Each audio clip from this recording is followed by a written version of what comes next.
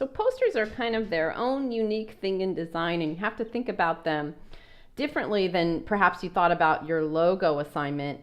A poster is a design that's almost always going to be hung in a public place, and it's usually going to be seen from a distance. And so as a designer, you're going to think about where will it be seen from, how close will the viewer be.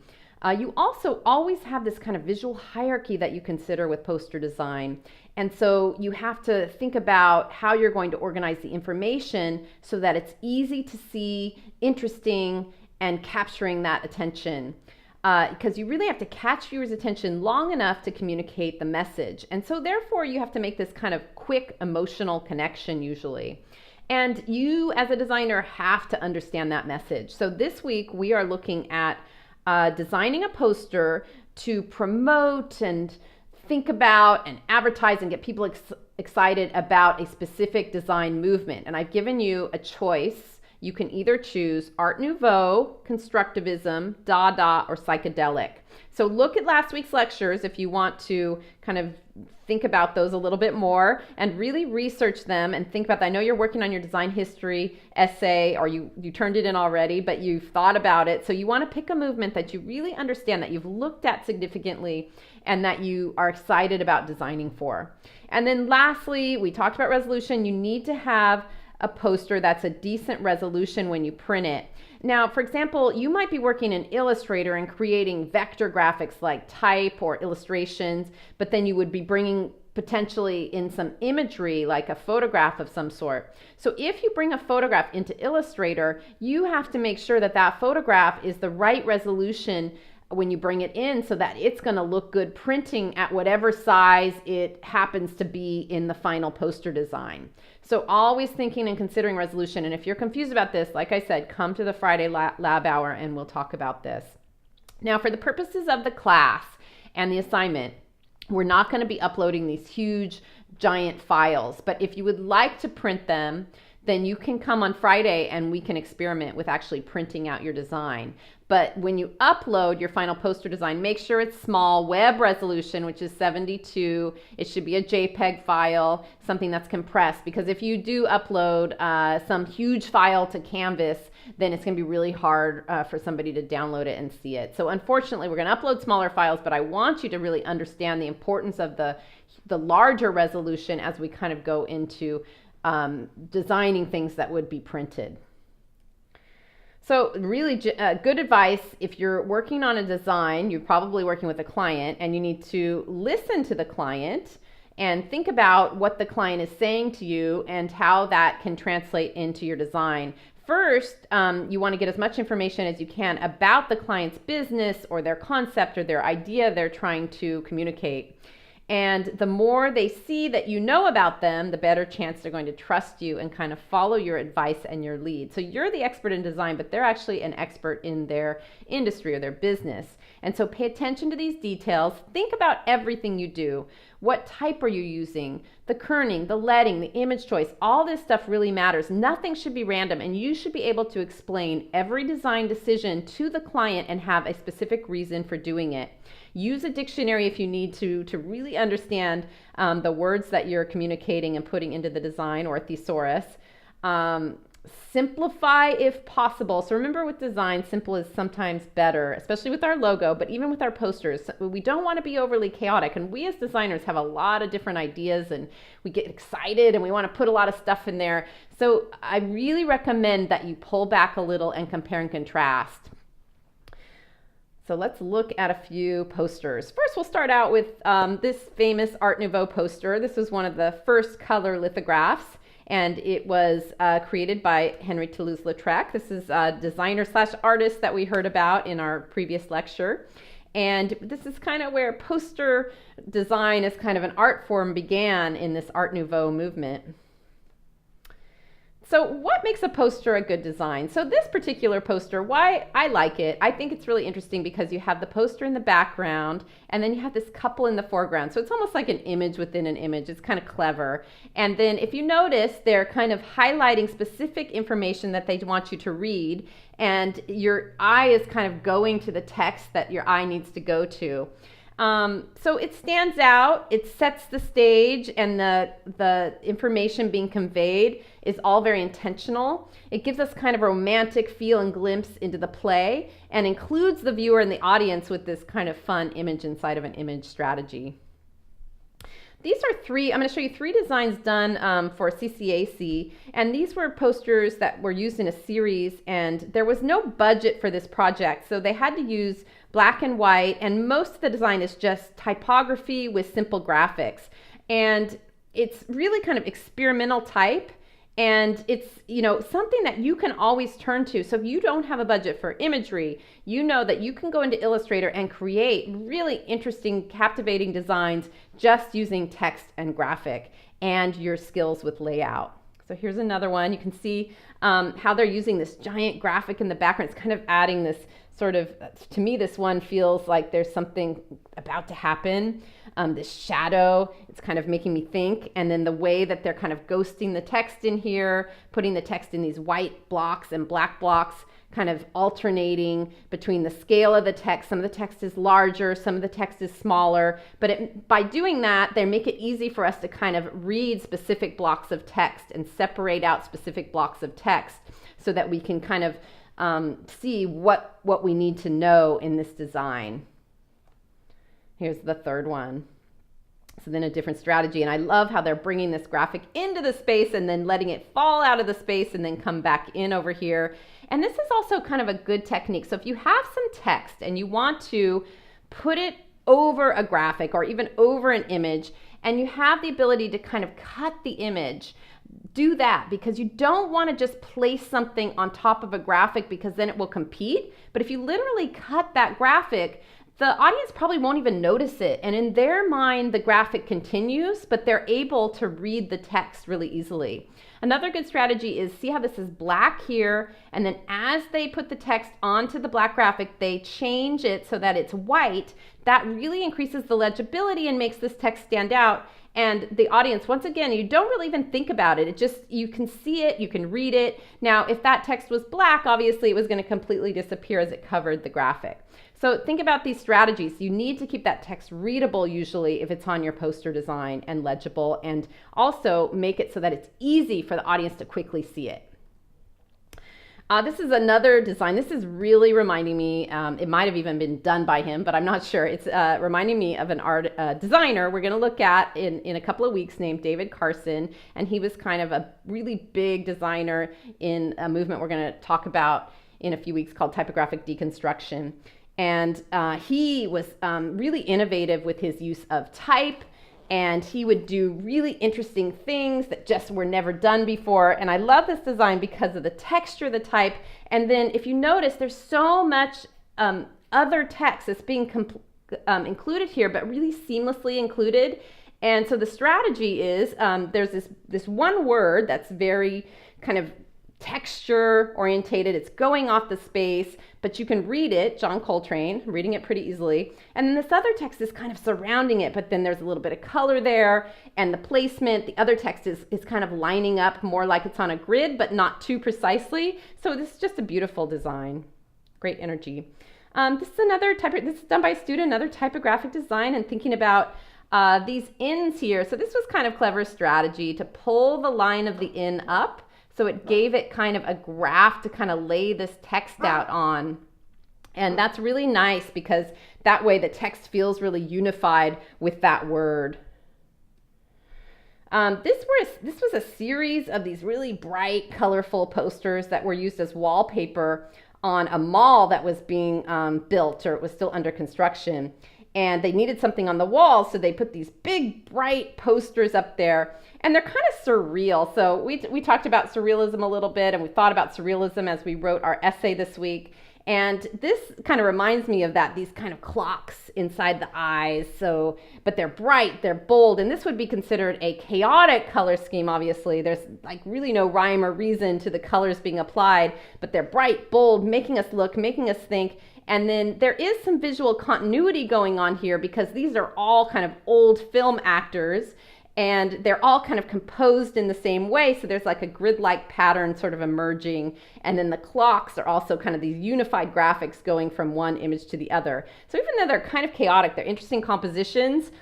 There's some visual symmetry going on that makes us able to kind of process it and see it a little bit easier. So making an emotional connection to the audience, this is one of the images from our book, and sometimes using humor is a good way. This was obviously an image that was created in Photoshop where they're having this cute little panda and he's going to hold up this sign, save the humans. So it's like a little play on kind of the emotion and trying to connect. And what I like about it is how fully integrated the type is in the poster design. So I think we talked about this in our typography lecture, but really making the type interact with the graphic, be part of the graphic, is a very useful strategy, especially with poster design. So this is another poster where type and image really complement each other. So you can see that this is a very pixelated graphic. These are letters back here, which I think is kind of interesting. And then that type, I don't know if that's an actual font or if they created it for the poster itself, but it's almost in this pixelated graphic. So it's really creating this complementary unison between the type and the graphic.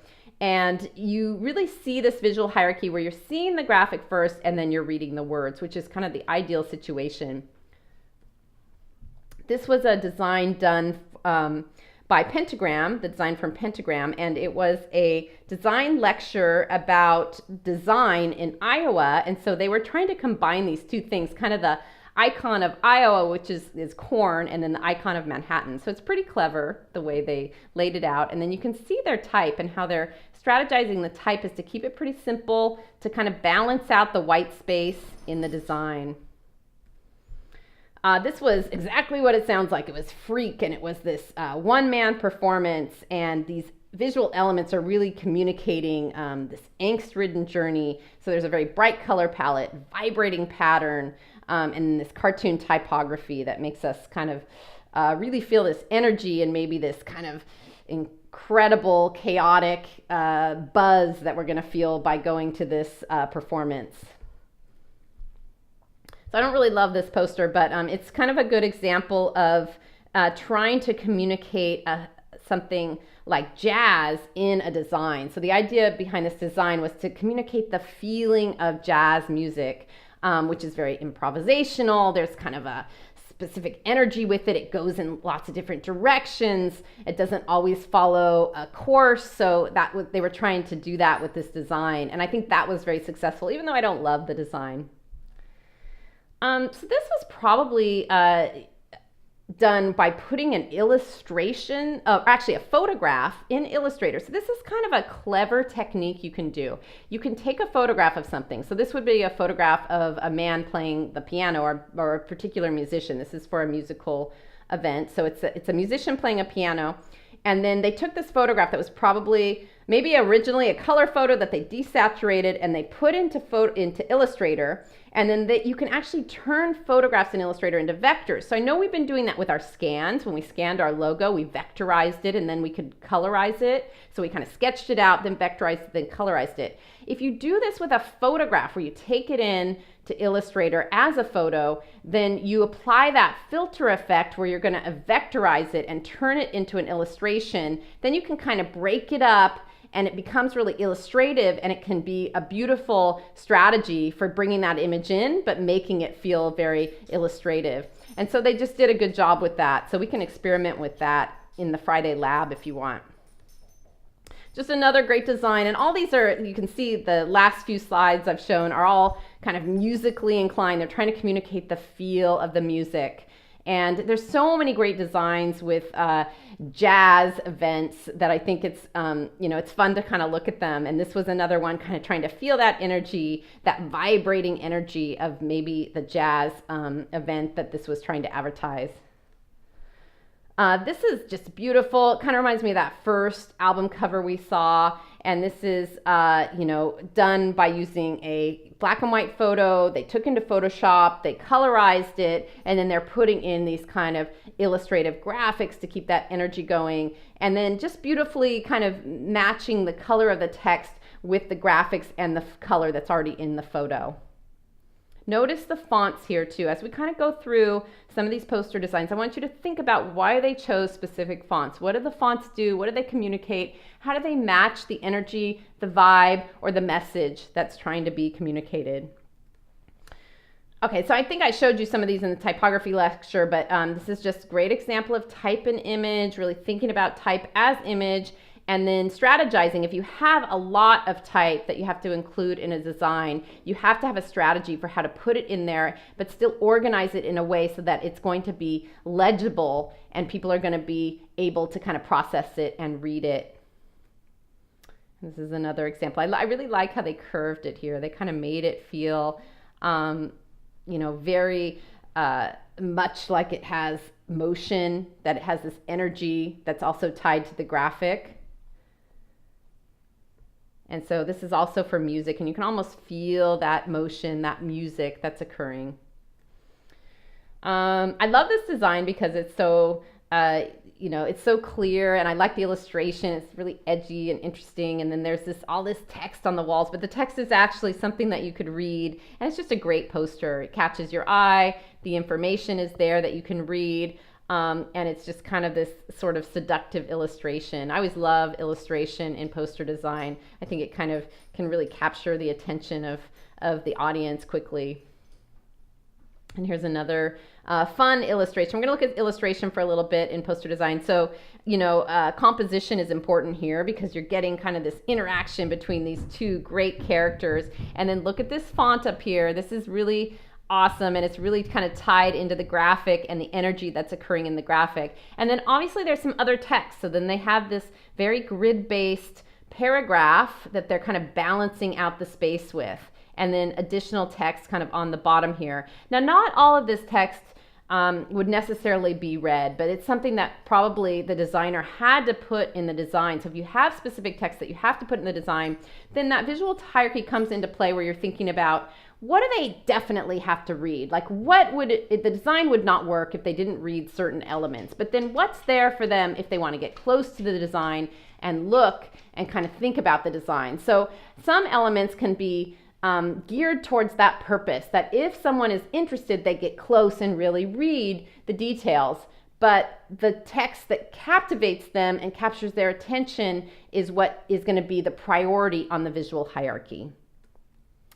This is really good strategy to use photographs and then colored text and to kind of create striking compositions with the photos. So you can take these photos and really think about the composition, do something interesting, something edgy, have it kind of bleed off the sides, and then you start to lay out your type with the photo. It creates a really sophisticated feel, and that color of that type is what's going to kind of give you that visual hierarchy where then people kind of look at that seductive image and then they're kind of going to the type and looking at the type. And then I just love the font used for this. Really appropriate for the graphic and the image, or for the image being used. And notice how some of the type is orange, some of the type is white. So then you're thinking about what's read second and the scale of the type. Some of the type is big, some of the type is small. And then whole paragraphs kind of get organized in a completely different way. So we're just going to go through some of these. These are all very similar, but they're kind of these captivating images, interesting composition of the image. So a crop of the image that makes us look paired with some kind of bright text. And then thinking about the space and how to balance the text within the space, making some of the text really legible. Here's another one. Love this. And this is probably a Photoshop job where you had these three images that you were kind of working with, and you're kind of collaging the foreground image and then the one in the middle and the one in the background. And there might have been some strategy where they darkened everything. So if in Photoshop, you could easily take part of an image and make it completely black and then just kind of isolate specific areas. Another one, really creepy. You're getting that feeling of just that, there's something really dark here, but it's an angel, so it's interesting. Here's another one, a great photo, black with the bright text. And then I love how they're kind of using the scale here, this text. They're making it huge. They're making it kind of bleed off the edge. And then they actually used the D here, this little element of the D, to highlight some of the text that needed to be important for the audience to read. Tristan and Isolde, so this might be the same person. It's a great composition. and making us look. Those eyes are just penetrating, and then they have this bright text that kind of balances out the image. Notice how they're keeping some of the elements connected with the same color too. So this int kind of matches this and that creates kind of a great balancing effect with this image where your eye kind of goes up and it goes back down because of the matching color. A minute too late, so this guy is running. It's a great photograph. These guys are all kind of seated in their chairs, and this guy comes and runs and jumps over this coffin a minute too late. And these are all theatrical performances. And, you know, with poster design, sometimes you don't have to put much in there. You'll just have a tiny bit of text or maybe even no text at all. But you're going to, you know, put it in strategically and really think about it. You're in a great situation if you have less text you have to design with. Now, for our poster project this week, you guys have to include the title of the movement you choose and then at least 20 additional words of text. Now, those 20 additional words, you can design in any way you want. So, for example, if you choose the Dada movement, that text doesn't even necessarily have to be legible. The title of the movement, Dada, has to be legible, but everything else is kind of up to you, and you need to strategize where you place it. You can break up the text, you can put it in one block. So depending on which movement you choose and how you're doing your design, that can vary wildly, and it's something for you to definitely experiment with and do kind of side-by-side comparisons. So this is Cyrano, and this is a theatrical production about a man, and he's kind of defined by this huge nose. He has this ginormous nose. So this is a great image, really isolating and highlighting that part of his face, making us look. So composition. How do you compose those graphics and photos to make us look and think and be attracted? And this is a great example of kind of positive with these faces and the ear, and then this negative shape back here is actually pretty compelling and interesting. So, you know, go back to kind of some of the earlier assignments where we're thinking about negative and positive, and don't just have kind of a floating in space effect with your graphics and your imagery. Really integrate the negative and the positive, because that's going to make the design powerful. It's going to make the composition work if you integrate those two elements well. Okay, so just going on to some other designs. So here, it's really sometimes difficult to use a full color photo in a poster design because full color photos are pretty powerful. There's lots of information in them. So this is kind of interesting because they're using this kind of blue saturated grayscale photos, and then they're using these full color photos, but you can tell they've been tweaked a little bit, and the lighting is such that it's making them almost appear this kind of skin color neutral pink. So they're actually full color photos, but they have kind of a visual consistency. So if you do choose to use full color photos in your design, make sure that you're not kind of overwhelming the design. Maybe desaturate or think about that. And if you add them in, think about how they are going to be perceived as color.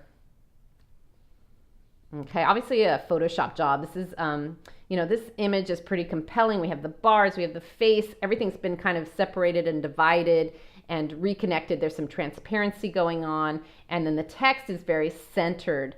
You know, I'm not a huge fan of centering things in design, but sometimes it's really appropriate. And so a center-weighted design can pull focus and be very powerful. Beautiful. I love this layout with this giant let 'em roll, Big John Patton, this gorgeous photo of this woman kind of in this position, and then it's desaturated, this bright orange color, definitely capturing my eye, making me look. And then I just love the typographic layout with the black text kind of fitting nicely into that frame between the T and the M and the L. So this is making it all work together, kind of like a puzzle piece where you're making it fit all in the right place, but it's still staying very legible and readable.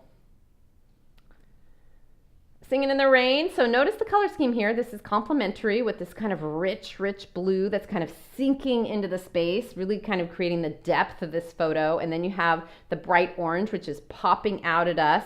And that orange is kind of saturated into the white of the image so that there's some visual connection between the colors of the image and definitely the colors of that rectangular shape at the top and the text. And then white is kind of the other text where it's kind of seamlessly going in the areas that are dark enough so it's able to kind of stand out and still be seen.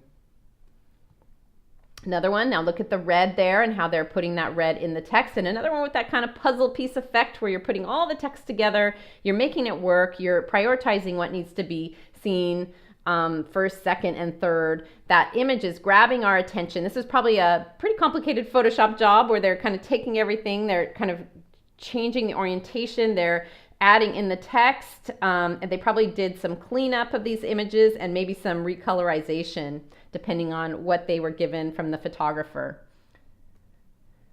So this using a grid, grids are very powerful. We're going to start talking more and more about grids, especially as we go into looking at Swiss design, which we haven't yet looked at. Swiss design was all about kind of thinking about the grid, designing on a grid.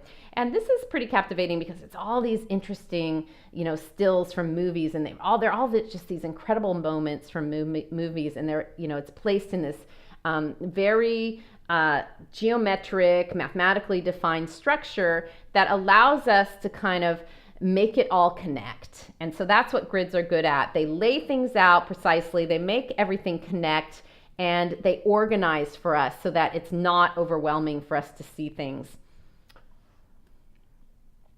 Now this is a great photograph. Now I'm not sure how they did it. It's probably a Photoshop job. I'm pretty sure that they took some of these people in here and they repeated them in Photoshop and placed them over and over again in certain areas to create this density of the crowd.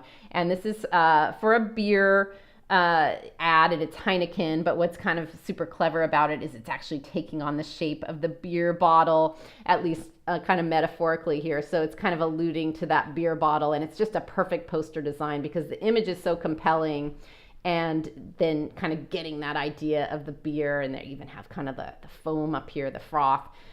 So starting out with a great photo and then kind of making that photo even better with Photoshop is something you can do.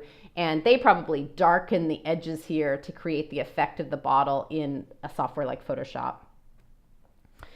This is one of my favorite designs, and I love the typographic layout and the font used. Now notice how thin and thick these transitions are in the letters. So you have these beautiful thin lines and then these thick lines, and then as they kind of integrate into the image, some parts of the text is white, some parts of the text is black, and then it goes white again. And that's all creating this real legibility with the text so I can read it. And then there's a little bit of color applied, and that color actually is saturated into the image as well. So there's a tiny bit of a tint in this image. And then of course it's just an amazing composition, interesting with that texture, the stage, and the musicians themselves. So just kind of a really powerful image, but also really powerful font that's being used, and it's all kind of seamlessly working.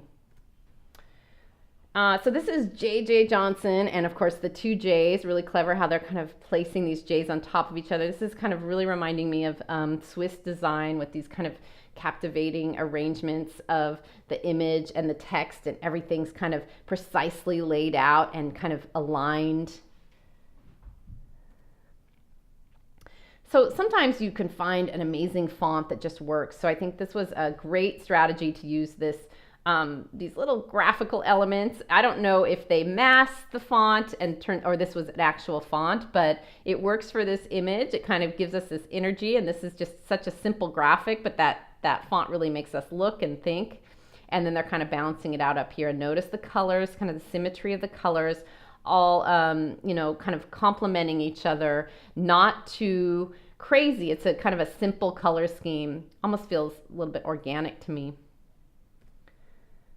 Another illustration, frogs, a hand-drawn font or a painted font that might have been then photographed and then placed into Illustrator, and then they're probably even possibly hand drew these graphics and then placed them in, and then of course they did the text layout in the software. So if you're good at illustrating and drawing, you can do that. You can draw by hand, or you can paint elements and then you can bring it in, you can clean it up in Photoshop, and then you take it into Illustrator and you place it and you align it.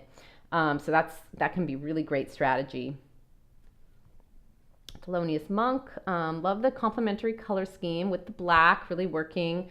There's this real kind of harmony going on with the layout of the text and how it's circling the frame of the illustration. And it's just a beautiful profile shot of Thelonious Monk. Dirty Lungs. So This is a CD release party, but it's meant to look like a cigarette box, kind of clever. And they even have kind of this textured effect on the white here. And this might have been something that was completely illustrated and brought in. I'm not sure. Some of the text was probably done in Illustrator and then kind of included in, but this would be a great example of an illustration, something somebody drew, then brought in and then colorized digitally in Illustrator and perhaps complemented or added in some text elements. I love the font here, Ladytron. So this is kind of techno music, and you're getting that sense from that thin, kind of very modern font and the way it's kind of stretching across the page there. And the hierarchy of the text is really nice with these blue dots kind of separating out the information and then also kind of visually tying with the blue that's up here in the design. Okay, so we're just going to go through and look at some other designs here and think about I love that blue and the richness of that blue and how it's just kind of going into that image. This was probably also a hand-drawn illustration that was brought in, and that actually looks like a hand-drawn text, although it's sometimes hard to tell. Liz Fair, this is that kind of idea of transparency and that we were talking about really early on in the lectures, where we were talking about putting elements on top and making them partially transparent so that they still held the graphical information, but they kind of stand in their own space. But this is a great example of that. And then, of course, the white text kind of contrasts really beautifully with the darker colors and kind of stands out. This is really reminding me of a movement we haven't really talked about, but I have a great video to show you. And it's the punk movement, where this was mostly a music-inspired movement where there was a lot of photocopying, and it's when people were trying to advertise these bands in kind of the Seattle area, and it was done in kind of the, I would say, early 80s, when people were kind of photographing things and then creating these copies and then creating these kind of photocopy effect posters and then placing them all over the place up on poles so people could see and be exposed to the music. And so I do have a little video I'll post about the punk movement. And, what they did with this text is it sometimes was text they would cut out of magazines, and then they'd put it on top of other imagery, and then they'd photocopy it. And this reminds me, it's almost like that kidnapping note text where there's all these cutout elements and they're reappropriated back into the space, and then just beautifully designed with this really creepy guy here kind of blending into this black shape. It's looking very torn, very textured.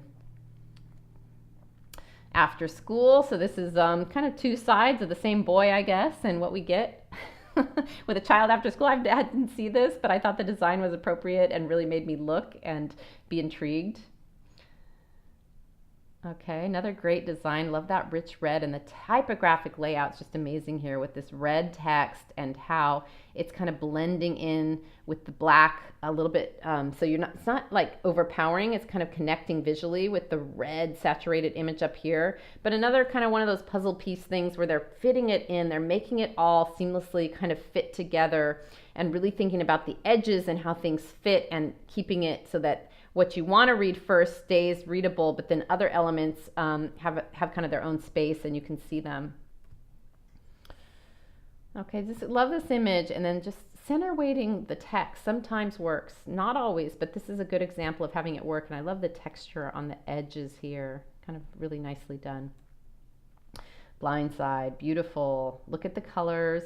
This and sign matching up with this red cloud, the yellow text here. Now this text feels very textured, like they probably put a texture inside of the shapes of the text. Some of these elements could have even been hand-drawn and then scanned in. Weird Al Yankovic. This is kind of actually reminding me a little bit of Art Nouveau with that flowing, decorative, ornate hair kind of going through the space. Okay, so this is a good strategy here. So you see this text, it's really hard for me to read. So you have these graphics that are kind of center weighted, they're pulling my attention, and then it's kind of blending with this hand-drawn text, but then they put this and in here, and that kind of, I think, really increased the legibility of what was going on, because if this had been one line and it didn't have this kind of and to break it up, I don't think I would read it. But as the and kind of sits there and I read the and, then I attempt to read the other elements. Okay, the rake's just a simple illustrative design, but that hand-drawn type there, really effective. They're kind of creating a really nice visual hierarchy with the text and the color. Sometimes you can have a shape and you can fill that whole shape with text and it just works. It's something that's kind of a good strategy when you're doing typographic design. And if the text doesn't necessarily have to be legible, it can really be interesting and it can make this kind of quirky, fun visual element by creating almost a textured effect with the text. And this is done well because some of the text stays readable. The sex, the fun, jealousy, the gossip, so I'm still reading that. And the women, of course, which is kind of highlighted down here. And then the humor, the passion, the love, and the friendship. And then everything else is just texture, but it's fun. Caroline, some of that transparency I was talking about and playing with transparent elements. So this is just a beautiful little illustrative 3D graphic here. And then I like the kind of way that they're keeping the subtlety of the text and they're kind of blending it into that image.